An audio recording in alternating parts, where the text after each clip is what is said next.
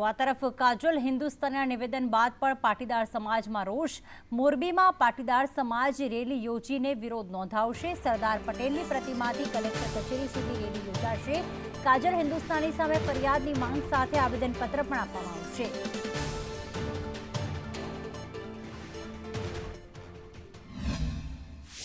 કાજલ હિન્દુસ્તાની દ્વારા મોરબી પાટીદાર સમાજની દીકરીઓ વિશે વિવાદાસ્પદ જે નિવેદન આપ્યું હતું તેના વિરોધમાં આજે મોરબી પાટીદાર સમાજની વિવિધ સંસ્થાઓ અને લોકો જે છે અત્યારે એકત્રિત થઈ રહ્યા છે અને રેલી કાઢીને આવેદન આપવામાં છે કે જેની અંદર કાજલ હિન્દુસ્તાની સામે ગુનો દાખલ કરવામાં આવે અથવા કાજલ હિન્દુસ્તાની માફી માંગે, આ પ્રકારની માંગ છે।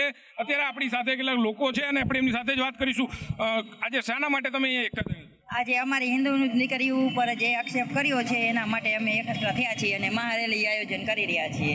જે 23 કાજલના જે બફાટ પાટીદાર સમાજની દીકરીઓ વિશે અને આખા સમાજ વિરોધી જે અમને જે હલકા પાડી જવાની વૃત્તિ કરી છે અને જે એકદમ જે કહેવાય ને આ ના છાજે એવું એની એક ભાષા હતી, એના સામે અમે એક આક્રોશ પાટીદાર સમાજનો હતો અને એક રેલી સ્વરૂપે કલેક્ટર કચેરીએ આવેદનપત્ર આપવા દરેક આખા મોરબી પાટીદાર સમાજ જઈ રહ્યા છીએ।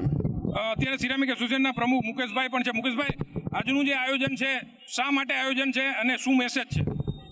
કાજલ હિન્દુસ્તાની દ્વારા સુરતની જે મહાસભા થઈ હતી એમાં પાટીદાર સમાજ મોરબી પર્ટિક્યુલર વિશે બહેનો દીકરીઓ વિશે જે એમને વાત કરી તે ખૂબ જ ગેરવ્યાજબી વાત છે। મોરબીનો પાટીદાર સમાજ છે એ અત્યારે આકરા પાણીએ છે અને જે રીતે કાજલ હિન્દુસ્તાની એ અકડ બતાવી છે અને માફી નથી માગી, ત્યારે જ્યાં 48 કલાકમાં માફી ન માગે તો આ આંદોલનને વધુ ઉગ્ર બનાવવાની પણ ચીમકી ઉચ્ચારવામાં આવી રહી છે।